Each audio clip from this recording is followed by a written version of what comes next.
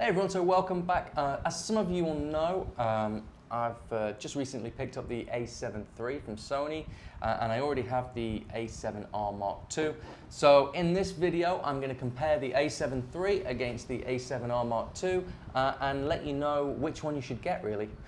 So we'll start with the handling of the bodies. They're both very similar. There's a few key changes. The first one being the battery, which is the new FZ100, which is a lot bigger. It lasts pretty much all day. It's one of the best batteries you can get for a mirrorless camera.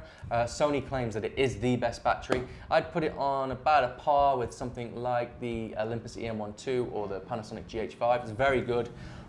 In use, it would take 2 or 3 batteries with the A7R Mark II to get through a full day's shooting. Probably at least 3 if you're shooting a lot. For a landscape session, I'd want at least 1 battery in reserve, probably 2. You can see side by side the difference here, this tiny little battery in the A7R Mark II against the much larger battery here in the A7 Mark III.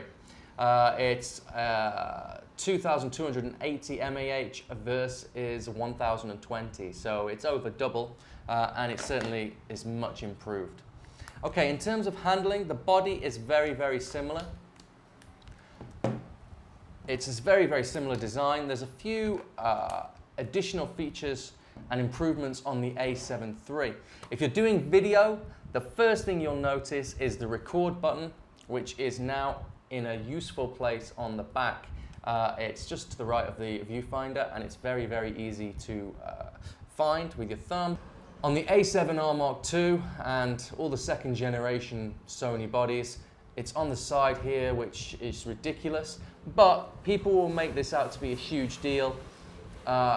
It's actually not, because what I did was reprogram the A7R II for the button here just to the right of the viewfinder to be reprogrammed to be the video record button. So it's manageable. It's not a huge thing. It's not like you can't reprogram it. On the top dial on the A7 III, we've now got a slow and quick mode for video. So it will shoot you a slow and fast motion in camera, so you can see the results on the back screen. So it will show you what 120 frames per second looks like at 24 frames a second playback, so you can really nail your slow motion video. One of the main reasons that I wanted the Sony A7 III was for the slow motion, because 120 frames per second is available in full HD on the A7 III. On the A7R II, 120 frames per second is only available in 720p. In terms of the feel of the cameras, they're both very, very similar. The A7R Mark II actually feels a little bit better built, just feels slightly more solid. Very, very close. Like, if you didn't ever handle the A7R Mark II, you wouldn't notice the difference on the A7 III. And you certainly wouldn't think the A7 III is poorly built. It feels very solid. The buttons are just a little bit more spongy. There's more of a click to the buttons on the A7R II, and the body itself does just feel slightly tougher, but it's very, very close. What they've done on the A7 III as well is they have changed the grip slightly, and it's now a little bit deeper here, and it's slightly more comfortable to hold. The thumb rest is in a slightly different position, but really you're splitting hairs here. The tiny differences. Just ergonomically, the A7 III is a slight improvement. The viewfinders are the same. One thing that they have done on the A7 III is they have added a focus joystick on the back, and that's really, really useful for changing your focus point quickly. It works pretty much like the Panasonic GH5 in that you use the focus joystick to move between focus points, and then you can click it in the center and it will recenter itself, which is perfect.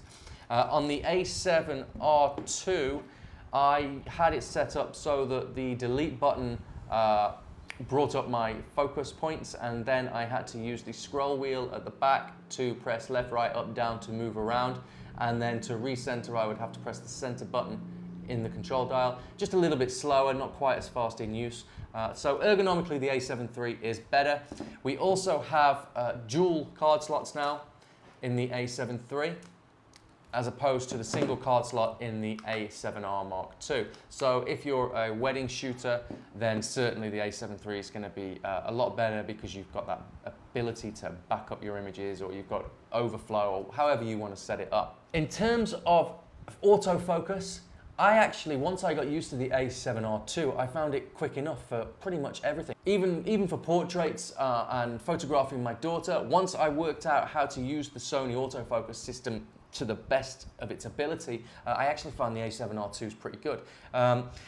You put it into continuous autofocus, is the first thing you want to do with any of these Sony bodies. And then you can have face detect and also eye AF. And the Sony A7R II was quick. It gets all the shots in focus pretty much once I learned the camera. If I got shots out of focus, it was generally my fault because I hadn't quite learned how to use the camera properly at one point. I know when I first got it, I thought, oh, okay, the autofocus is still not quite as good. I thought it was still on the level of the A7 II, which I'd used before. But once I took it out of single autofocus, put it into continuous autofocus, I found that actually it's really, really good, and it's really accurate, and it's fast, and it's sure.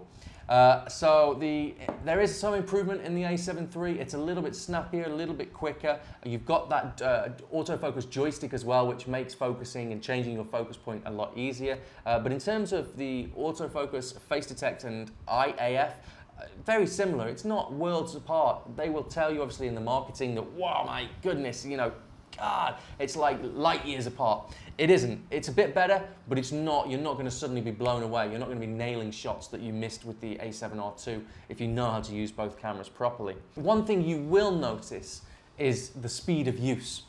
Now, you've got all these little ergonomic improvements, and you've got a slight improvement in the autofocus speed, but actually in handling it, you'll find that it's a little bit faster, in fact, quite a bit faster. For instance, just switching it on and flicking between menus, there's a pause when doing that with the A7R II. It just hesitates slightly. You can't flick it on and take a shot. It's just a little bit slower in use. Flicking through the menus is not quite as quick with the A7R II. There's also a new improved menu design on the A7 III, which is still complicated. There's still loads of options, but they've just ordered it a little bit better so that you've got your photography options in one menu, and you've got your videography options in the other, and then you've got setup and all the other options there. So on the A7R II, it's a bit of a jumbled mess. I still go through the menu and go, well, where the hell is this option? On the A7 III, it's just a little bit more ordered, a little bit easier to find what you want. They're both quite a bit smaller than the GH5 that I'm filming this on now. Video quality, I'll show you some samples in a second. There's not too much point in me talking about it loads, better just to show you. The video quality in full frame mode is a little bit better on the A7 III, and certainly once you get into using higher ISOs in video, then the A7 III outperforms the A7R II. Once you go into crop mode, aps-c mode, there's not so much of a difference because the A7R II already has a very good image file for video in crop mode, in aps-c mode. But there's definite improvements on full frame mode with the A7 III. So again, the video options are improved slightly. You also have S-Log3 on the A7 III. So it's an even flatter profile, so if you're into color grading, this is going to be a better option again. Video, I think it's significantly better than the A7R II, and that's one of the main reasons that I bought the A7 III actually, was to get that full HD slow motion and the improved full frame video output, and S-Log3 as well.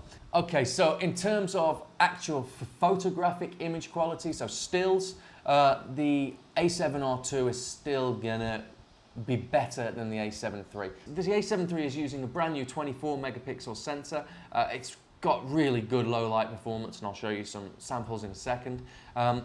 The A7R II is using the 42 megapixel backside illuminated sensor, and it is still one of the best sensors that you can get. So basically it's 24 megapixels versus 42 megapixels. So obviously the A7R II is going to be better.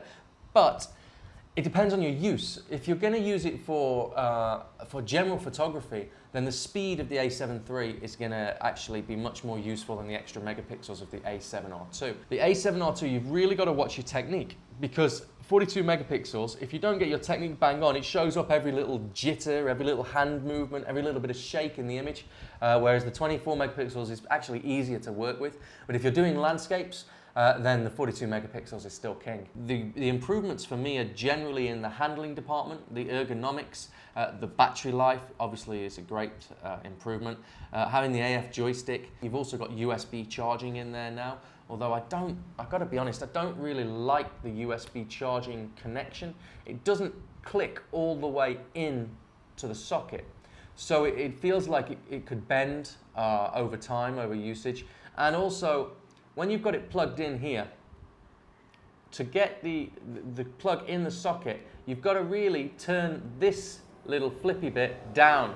And if that's down, then you've got to bend it on here. So you're bending and putting pressure on that all the time. I like that we've got USB charging. I just think that the USB socket should have changed and they should have put it in the higher one, not the lower one, because it makes it easier to connect. But you know, that's a small detail really, and I'll probably buy a proper charger for it. It doesn't come, the A7III doesn't come with a proper charger, or at least mine didn't. So if it's supposed to, tell me, because I'll kick the ass of the company where I bought it from. The A7R II, this was a frustration. You could not program one of the custom function buttons to quickly one button switch between aps-c mode and full frame mode in video, and that was a little bit annoying because I know that's really useful for videographers, that they can quickly switch, get a different focal length almost on the video, so you can crop in quickly if you want to get a little bit closer in the video. You couldn't program one of the function buttons to do that on the A7R II. On the A7III you can. So they've just taken most of what people sort of said, oh, okay, I wish this was improved, I wish this was different with the second generation of bodies, and they've improved it and taken it on board in the third generation. So overall, for general photography, the A7III is definitely the way to go. But the A7R II is still one heck of a camera. I'm keeping mine, I'm not getting rid of it. So anyway, I hope that you're gonna find this useful, because I know quite a few people, when the A7III was announced, were saying, well, shall I upgrade? Is it an upgrade from the A7R II? And ergonomically, speed of use, video-wise, yes, it's an upgrade from the A7R II. Image quality, no, obviously it's not.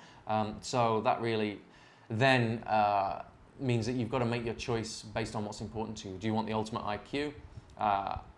Or do you want the newest features, the latest features? One thing to note as well also is on the A7III, the A7R III, all these, they use a new processor, which Sony says is not compatible with the Play Memories app.